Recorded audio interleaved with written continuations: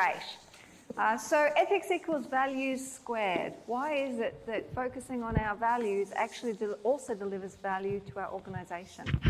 Recently, Deloitte have published a study into this, and they've done some rigorous economic modelling around what would it mean if Australia lifted our ethical performance to that of those who are perceived to be the leaders of the world. What would it mean to our GDP? The bottom line was $45 billion. Thinking about less compliance and how much we spend on that, the improvement in mental health and what that would mean, the improvement in wages and what that would mean. And it's a really inspiring study because it's the first time we've had rigorous economic modelling and access to extensive data sets to come up with this sort of case. So today I'd like to explore just a couple of aspects of that, but before I start I'd like to acknowledge the traditional owners of the land upon which we meet today, and the traditional owners of Gardens Point campus of QUT, where I prepared this, are the Turrbal and Yuggera people. Anyone tell me who the people are for this particular site? Yuggera as well, and QUT acknowledges the important role that they play in our university community. And our campus has always been a place of teaching, research and learning. Okay, so in order to explore ethics today, I'd like you to come on a journey with me, and let's start in a very busy emergency room of a city hospital. We have a nurse who is dealing with a lot of patients and has noticed that the prescription given for a particular patient looks like it might be calibrated a little bit high, given the patient's history and age and other conditions. The doctor, the specialist who has recommended it, has left, probably in the car on the way home or at home asleep after another busy day. Does she question it? She thinks back to the last nurse that questioned that particular doctor's prescriptions and what happened to them, how they were publicly humiliated and denigrated in front of everyone, how specialist surgeons, consultants do not like their authority to be questioned by mere nurses. Does she say anything? Across the world now, to a young co-pilot in the cockpit of a passenger plane. He and his senior officer are preparing to take off. The plane has recently had a newly introduced computerised system. Now, this is in a culture where your age and seniority in terms of rank are incredibly important. That's the culture of this country. After they take off, our young co-pilot notices that he thinks that the pilot might be misinterpreting the new computerised system and gradually turning the plane upside down. He's junior in status, he's junior in years. You don't question your commanding officer in those circumstances, and his performance will be reviewed at the end of every flight. Does he speak up? Who knows the story? He didn't, did he? Korean Airlines. And that's when Korean Airlines found that they had a real problem, a culture problem that was completely inconsistent with their compliance, their regulation, and everything they said that they stood for in terms of safety. So let's move to our next scene. You'd all recognise this one? Columbia, Space Shuttle Columbia. It takes off on its mission, and one of the shuttle engineers notices what he thinks looks like some insulation that has come adrift during launch, may have knocked against the wing. Can't be sure, the pictures are grainy. What he'd like to do is to access the some film of the shuttle to determine whether or not any of the insulation has been moved. But in order for NASA to do that, they have to ask for cooperation from the Air Force, from the Defence Force, because they'd have to use spy satellites. Now, that's not prohibitively expensive. It's not logistically impossible, it's just really uncomfortable. They just don't do that sort of thing. So he writes an email to his immediate supervisor, explaining the case, explaining what he wants to explore and why they need the pictures. And he puts it in bold type how important he thinks it is that they explore this safety risk. And he starts to understand that this is not going to happen. This is not going to happen. NASA are not going to ask Defence for help. He has to think about what he could do next. He writes in boldface again, in capitals, an email being scathing about how not listening to him and not letting them do this is completely inconsistent with all those posters around the place about safety is the most important thing here. If it's not safe, speak up. And he sends that email to his mates, the other engineers. He does not send it up the chain against his supervisor. Over the next few days, when they have mission-critical meetings reviewing the progress of the shuttle, he sits there hoping somebody more senior, more knowledgeable, more experienced has noticed this and has raised it and is being investigated. What happens?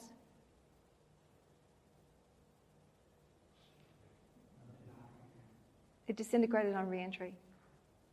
Nobody else noticed it, nobody else raised it, and many lives were lost. Anybody remember what he said when he was interviewed by the popular press following that incident? He said, but I'm just a lowly engineer, and she, the person that was in command, is right up here. There is no way I could ever talk to her. Were these people unethical?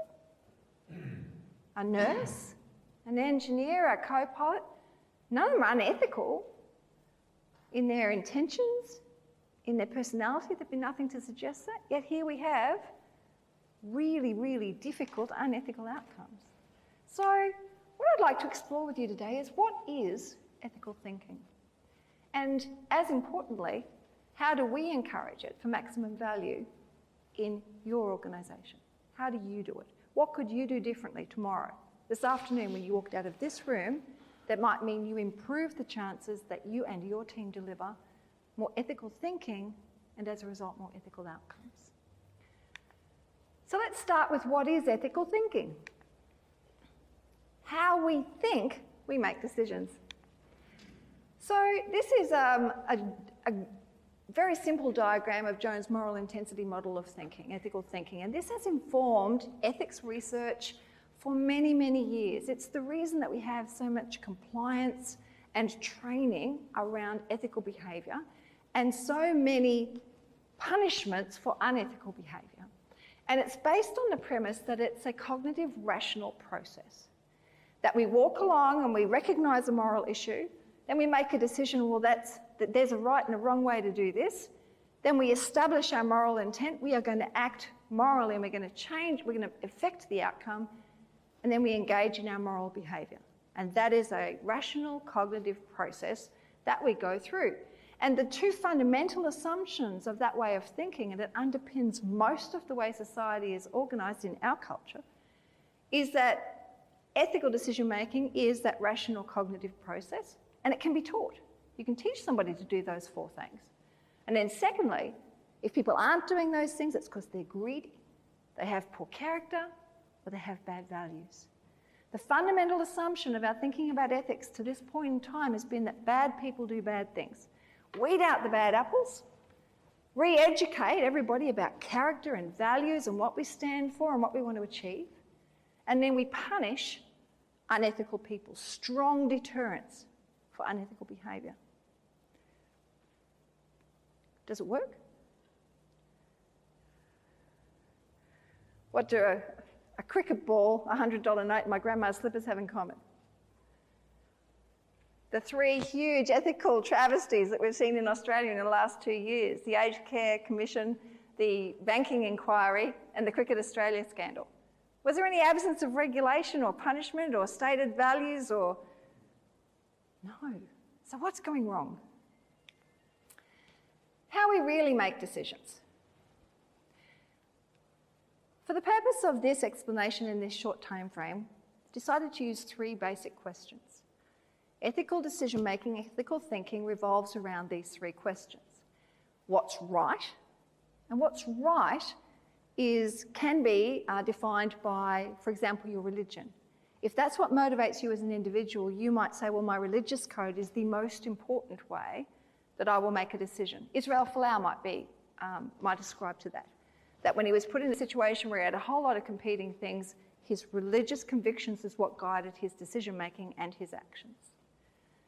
The ancient ethical masters around Kant and Aristotle and virtue ethics and command and divine and all of those universalism theories are all examples of that. People trying to explore what motivates people, what they think is right. And a lot of it had to do with religion. What's good, on the other hand, is what businesses look to. Outcomes, utilitarian thinking. Anybody help us understand what that is? Yep.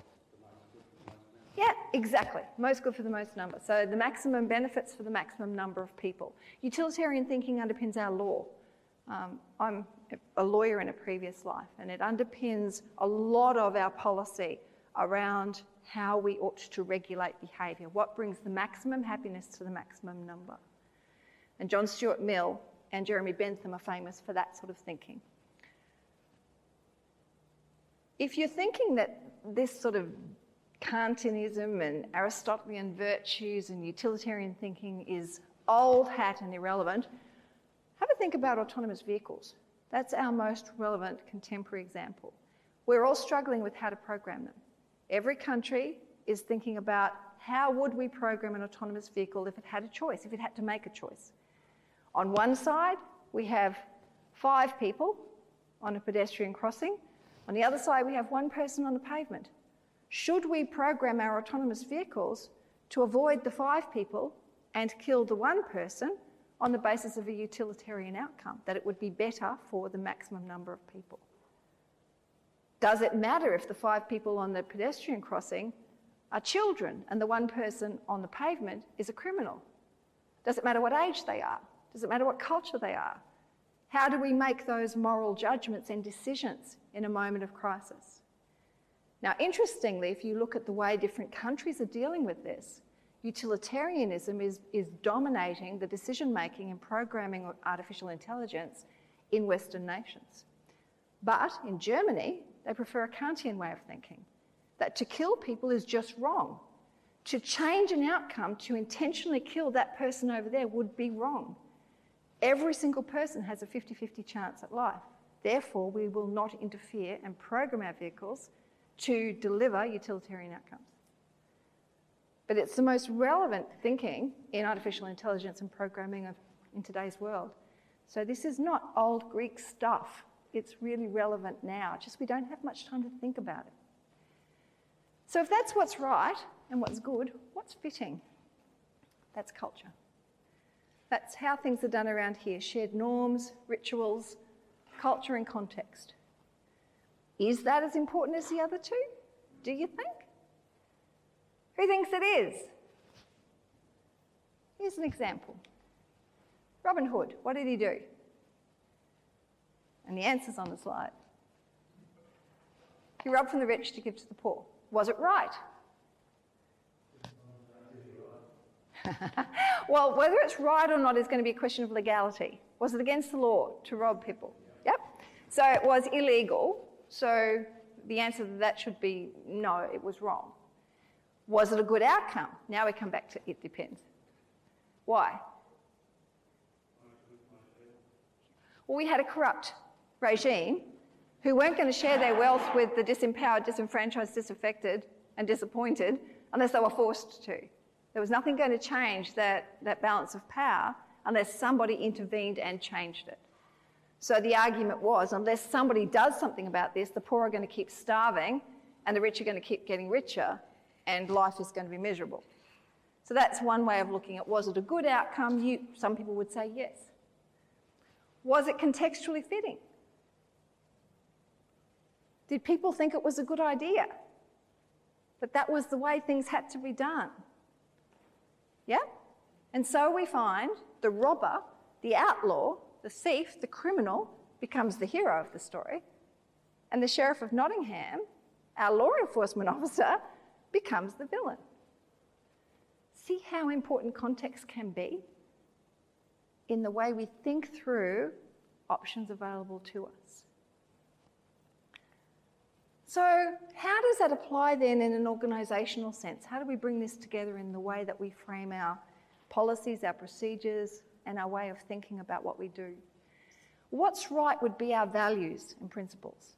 And ARMY has some fabulous values, and they're very well stated, and I know them well because I use them in the Cove Plus unit that I created. Codes of conduct, you have lots of those. Policies, procedures. You, like all organisations, try to make it clear to people way to do things, what's not okay. What's good?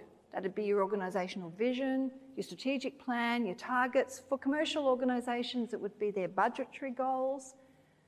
How are we going to make money to stay afloat? No mission without margin. Unless we're making money, we can't continue to employ people and do what we do. And then what's fitting? The way things are done around here. Shared norms, shared stories, legends, rituals. How do you be a financial advisor in Queen Street? How do you be a lawyer in Queen Street? How do you be a specialist surgeon? Those sorts of rituals that also influence our behaviour. Does that make sense? Okay. What else is going on? Now, you've had quite a few presentations, as I understand it, about neuroplasticity and neuroscience. And so just pulling out some of that from people who are much better at it than me and know a lot more about the technical side of that than I do. The first thing is to reinforce is that stress puts us in amygdala hijack. Everyone recognises that term, what that means?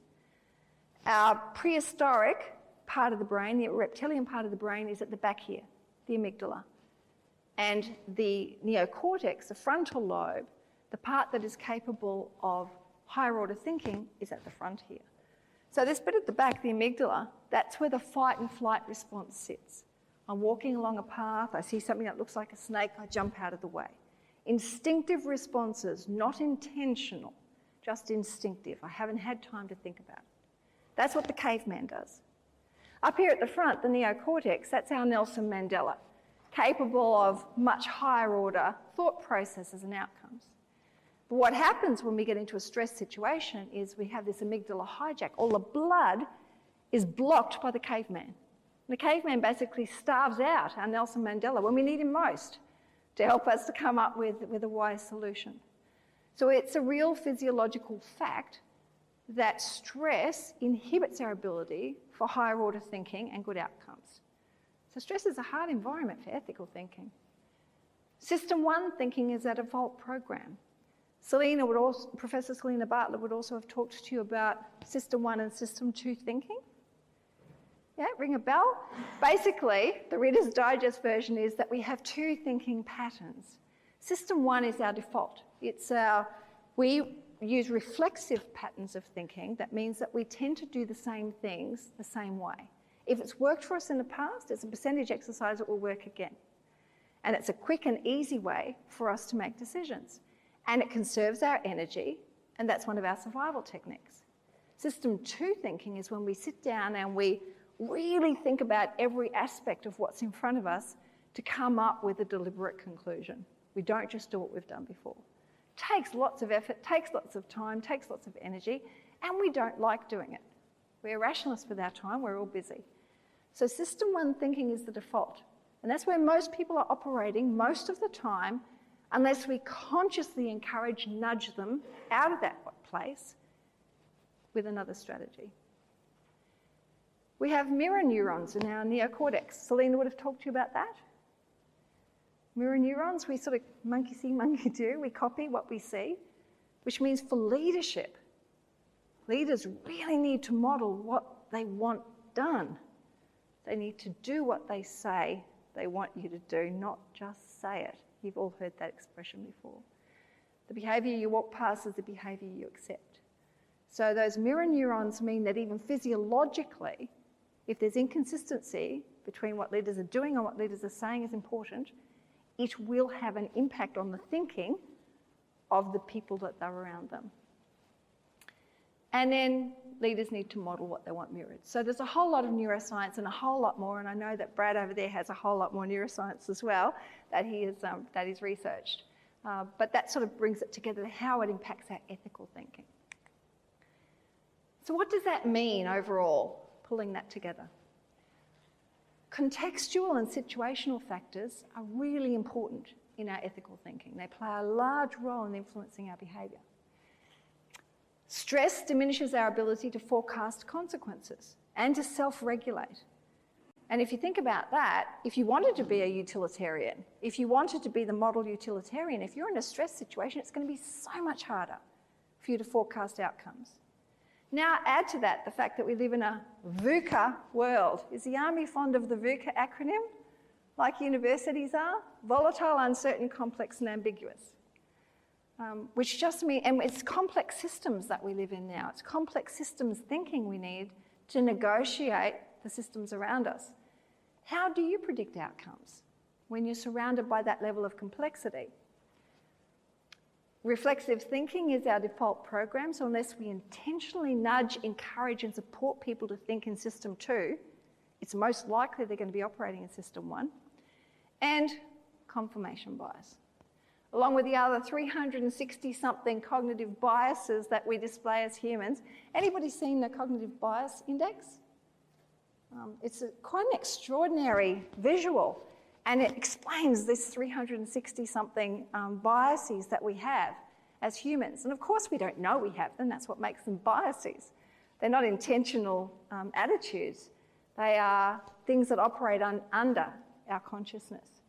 I was horrified. I did one of the Harvard tests on cognitive biases online and found the result that I'm actually biased against women in the workforce.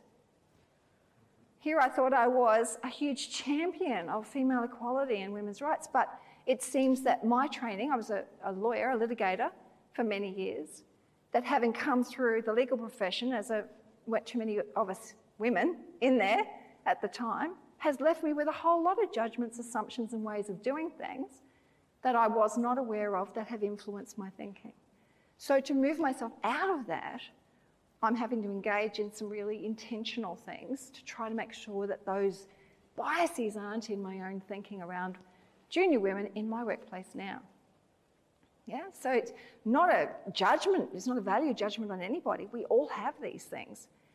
But leaders who are conscious or make an effort to try to uncover what they are will be able to exclude that bias in their decision making more effectively than people who don't. Okay, so what does all of this mean? Well, the old way of thinking, you remember, is that bad people do bad things. And what we've actually learned from all of our research is that good people can unintentionally create unethical outcomes because of the systems in which we operate. So it brings us even more to the consciousness that creating ethical systems for other people to operate within is really important as leaders in our organisations, as much as we can. We're doing a lot of work in that space at QT at the moment. And the approach that we're using is raise the bar, and interestingly, that's the basis that we use in our Cove Plus unit on ethical systems of security. So if you're interested in learning more about that, that's where you'll find it. Okay, so that's a little bit about ethical thinking. Not to depress you, but just to make us all more aware, because we're all doing a really good job of trying to be ethical. We're all going out there every day trying our best to make a positive influence in the world. Now let's harness that. What can we do more of today, tomorrow, to make it easier for our people who are operating in this context? We can't control everything, but we can change the way we show up. So let's think back then to our 3 examples. How were they thinking at the time? How was our nurse thinking? Yeah. Most of them, they just didn't want to get into trouble, or that the outcome ranging with their training command or next up wasn't worth the risk, I suppose. So the benefits didn't outweigh the risk in the circumstances. Excellent, thank you so much. Have you read Professor Amy Edmonston's text, The Fearless Organisation? So these examples come from that book. It's a great book, recommend it. She also does a YouTube clip.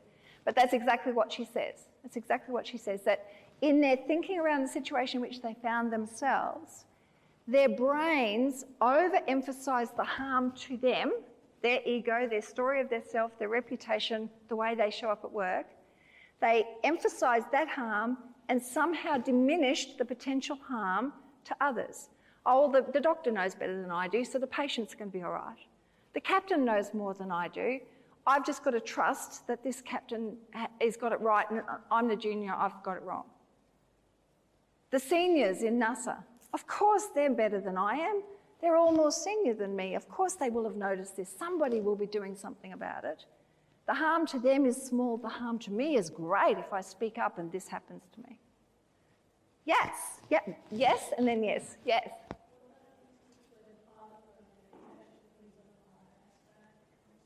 Yeah, it doesn't make sense. It's not a rational cognitive process. Yes. Is there an empathy linkage? And what I mean by that is, if in the circumstances involved, if it had been a family member that the nurse was looking at, or there'd been, wife and kids on the plane, or there'd been family members involved, I think the actions of the individuals would have been different based on that cost-benefit analysis. So is there an empathy piece, or is there any study on ability to empathise and put yourself in other people's situations, changing ethic outcomes? Really good question. Certainly perspective taking is one of the steps in ethical decision-making processes. Being able to think about, and we call it sort of the golden rule, how would I feel if somebody else was doing this to me?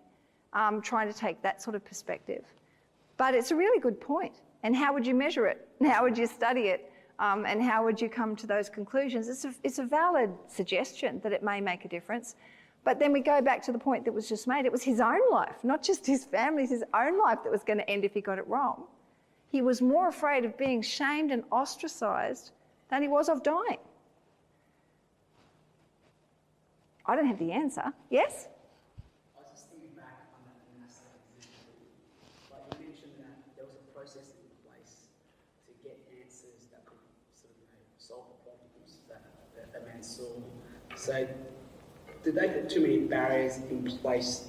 Was it too hard to get that information that stopped the higher up the chain of command actually trying to solve the issue? I don't pretend to be an expert on how NASA works, but the article that I read suggested that it wasn't a difficult process in terms of the funding necessary or the logistics of getting access to the spy satellite to see some film footage of the shuttle to see whether or not the insulation had been moved. But there was not an appetite for it politically because they didn't like to ask the Defence Force for help. Just trying to bring that back to our workplace where sometimes commanders put certain barriers in place to weed out, small issues rather than just streamline the process and go through, make it harder than it is required. And that's compliance, isn't it? And up until now, we've really thought that that was the way to do things. Let's protect against bad behaviour. The law is based on it. You can't bring in a law that says we're all going to act in good faith because nobody knows what that means. All we can do is define what bad faith is by then precluding all of the activities that would constitute bad faith as we discover those examples. Yes? There's a guy named Edward Tutt who's done some work on the visual representation of quantitative data. He uses examples from both space shuttle disasters. And he talks about how the way the data around the issues was presented led to it being able to be disregarded. And he actually writes some good stuff about PowerPoint makes us dumb, which is, it's an interesting read. If you think about a scenario where you've got KPIs on reporting, what might be read at the unit level somehow gets to a very green shade as the data gets aggregated and goes up a hierarchical chain. I think there's some real elements of that of, yes, there might have been this, from what he was looking at, this is a big issue. It then became one of 10 issues, which meant it was a 10%. It then goes up another level, and it's now a 1% issue, and it's not getting the visibility because there wasn't a fast track for it to get to the visibility. It wasn't an emergency stop now button that he had. And you can see where we've engineered that type of range safety where anyone can call stop, stop, stop. How you try and hardwire a processing that enables it. But in a hierarchical organisation that is driven by potentially non-management factors, it becomes challenging. Thank you. Thank you. So, according to Professor Amy Edmondson, their self-harm thinking somehow was prioritised over their potential harm to others. It was diminished. Which leads us to the idea of psychological safety. And that's the phrase that she coins around this particular phenomenon. Psychological safety, she says, is a really important thing for organisations. And for high performance in business, you not only need high psychological safety, you also need a good level of performance pressure. But that quadrant there demonstrates that if you have low psychological safety and high performance pressure, you end up where I was as a junior lawyer, the anxiety zone. And we all know physiologically that's not a smart place to be operating, but it's a survival place. So our decision-making ability is diminished in that anxiety zone. If we have high psychological, high performance pressure and high psychological safety, we feel safe to go to new places. That's the learning zone above it.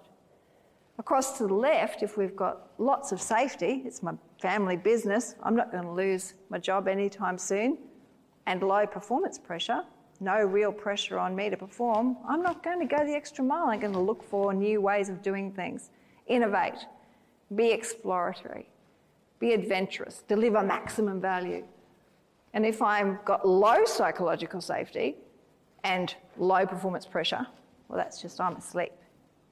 Because there's no requirement for me to do anything, and I'm not game to move out of this space. So this is sort of the 4 quadrants that she talks about. What do we mean then by psychological safety? We all understand what performance pressure is, but what does she mean by psychological safety? Who here has done rock climbing? Excellent, you too, please come on down. Thank you very much, I really appreciate it.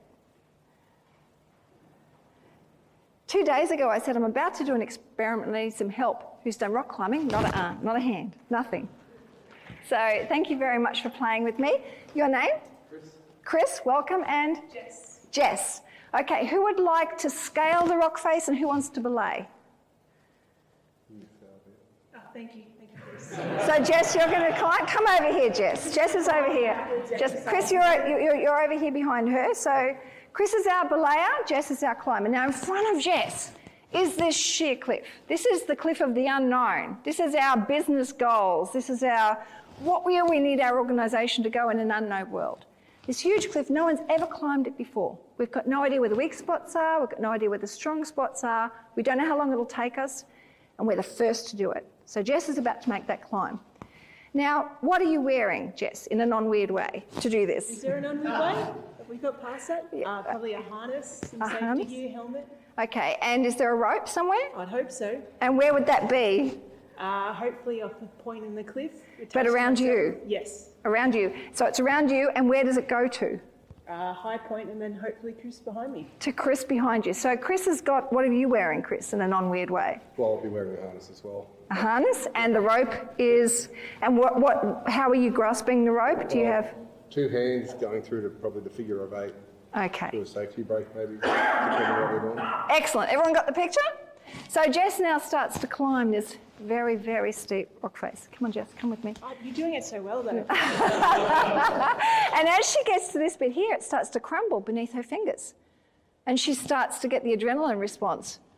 This is crumbling, but I'm really high up in the air, and that's the floor below me. And what happens? I would hold on until she gets a firmer hand or foot grip. Yeah. She can't go any higher, just start lowering her down slowly. Okay, so the slack is immediately taken, the rope tightens, and you know he's got your back.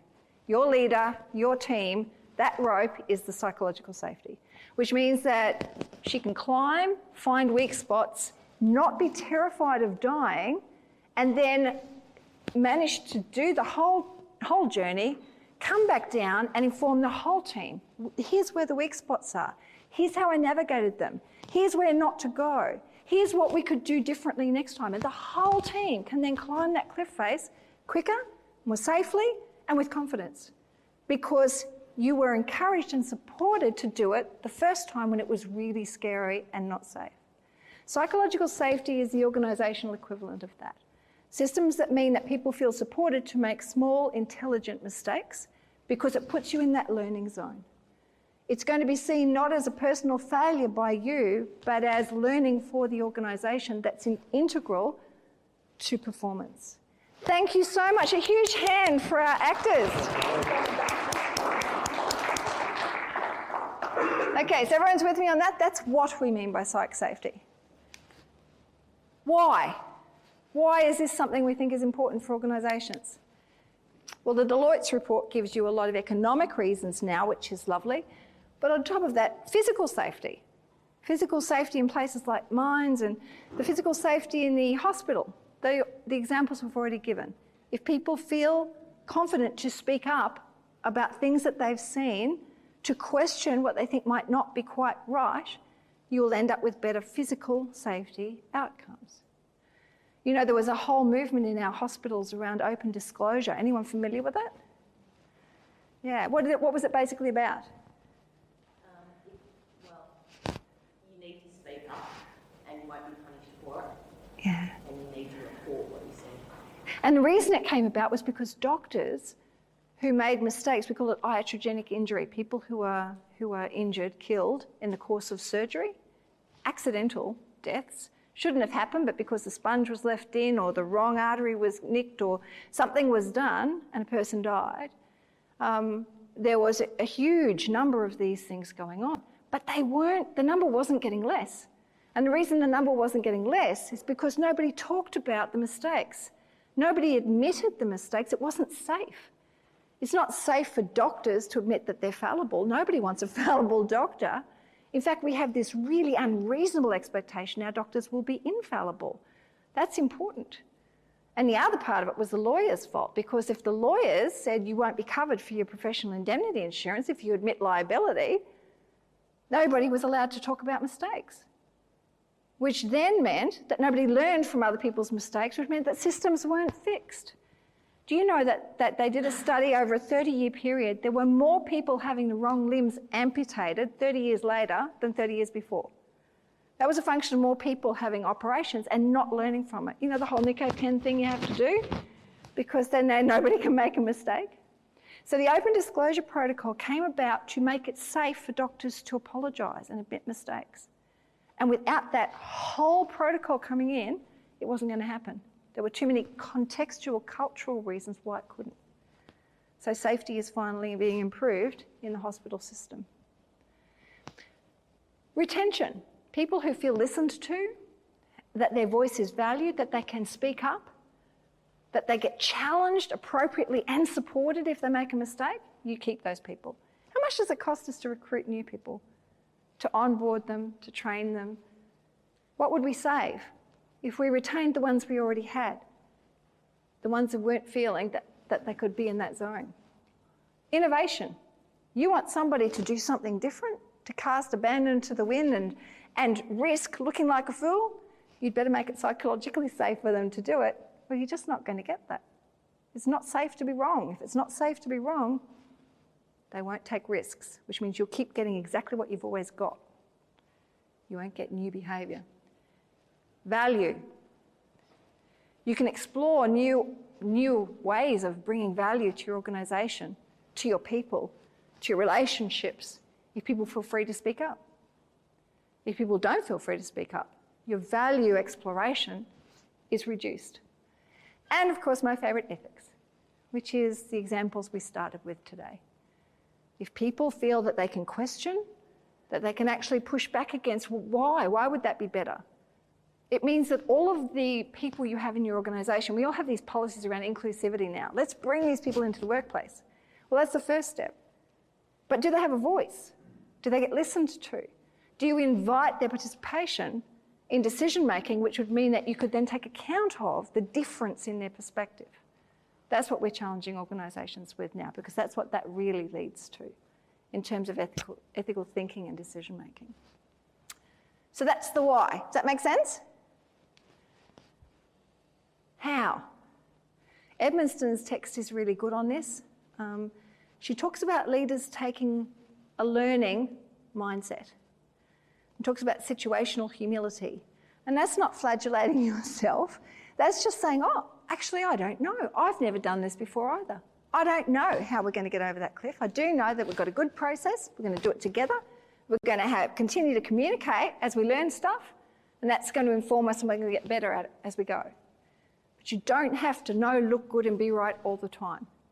That you make it safe for people to question you because you acknowledge that you don't have all the answers all the time. And that may be a difficult cultural shift for some people and particularly for some organisations. I acknowledge that. It's a new way of doing things, but it is a more effective way of creating psych safety. Destigmatising mistakes and appreciating intelligent risks. An intelligent risk or a mistake is one that nobody's ever done it before, so how could they know it wasn't going to work? It was well informed, you thought through. They talk about fail-safe experiments, trying to keep them small scale, acknowledging that's what they are and acknowledging that we're just doing it to learn. And inviting participation. We're all very, very busy. Sometimes you just have to manage, you have to decide, and you have to move on. But there must be times when participation is invited if you expect people to find their voice when they see an issue. They have to have some practice at speaking up and being listened to and being acknowledged and not being discounted, or they will not have that confidence. Okay, so that's the theory of it all. Perfect timing for us to now have a play with that. So what I'd like you all to think about in your small groups, please cluster together for this conversation, is what's rewarded in your shadow culture? What are the myths, legends, stories, rituals that might be equally influencing behaviour as much as your values and your stated policies and your organisational and strategic goals? What might be your shadow culture? How safe is it in your team for your people to offer new ideas, to probe decision making, to ask questions? And then how might you, when you walk out of this room today, make it safer to privilege that learning space? What little things could you do from now on that would make it a safer space for people to learn? If you could have a chat amongst yourselves, because you're the experts on this, not me, that would be great. We'll come back together. Thank you. Thank you very much. So I am going to ask each group to nominate a victim, volunteer, to speak on behalf of you, to talk about what you were discussing, what you were chatting about. And we might start with this group over here, please. And there's you have a microphone, so what do you think? And there's no wrong answers, and it's completely safe to speak up, and there's nobody judging whether it's right or wrong. Except anyone who watches on the back. So we were just talking about the first question about shadow culture.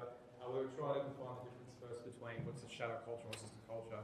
But in relation to rituals and stories, we reinforce the Anzac story every single year. It's embedded in our culture and something that I wouldn't use the term celebrate, but we acknowledge and we use that as a way of inspiring our current soldiers right now.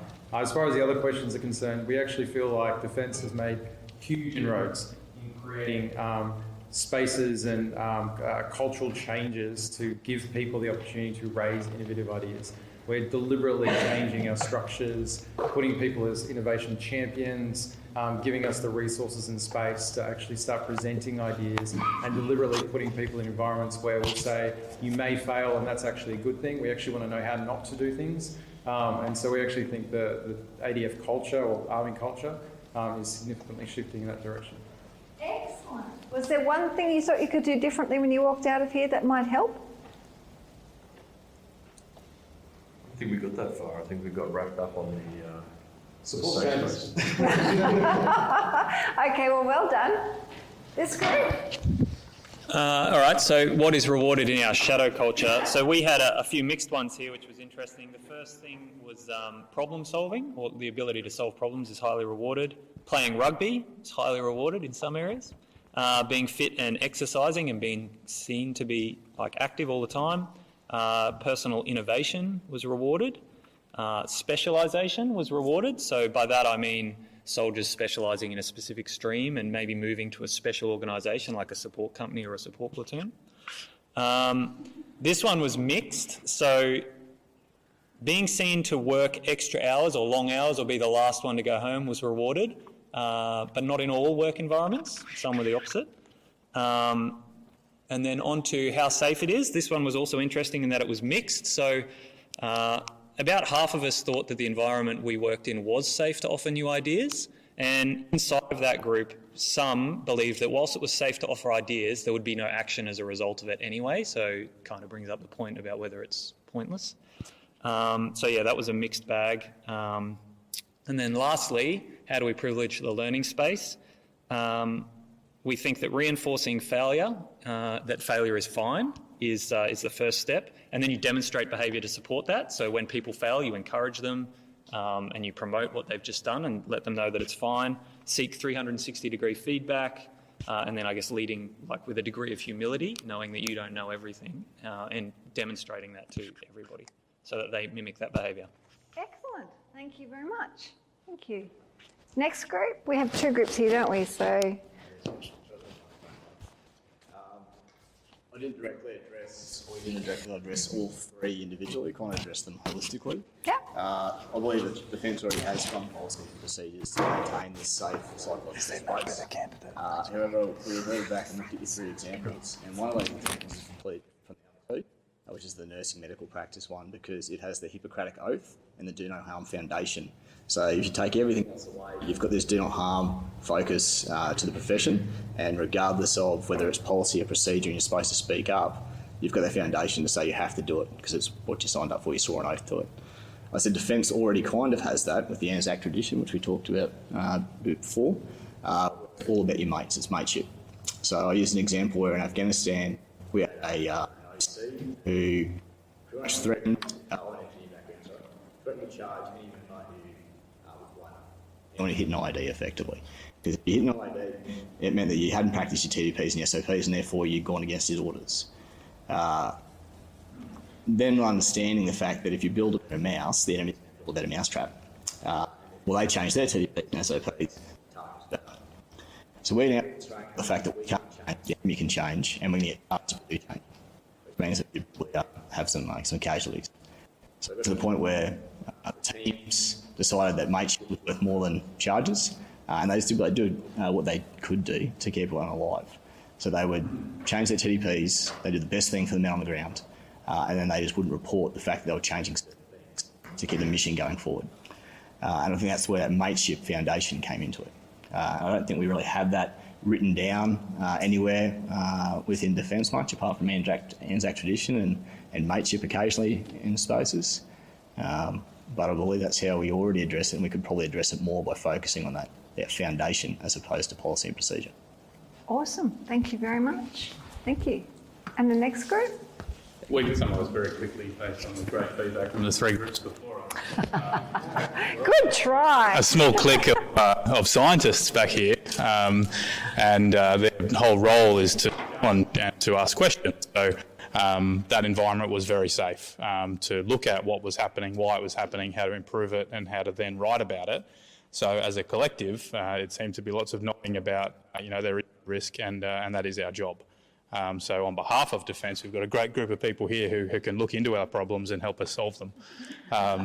As the infantry guy in the group, I shared our change of leadership from last year to this year and a need for some command group discussion.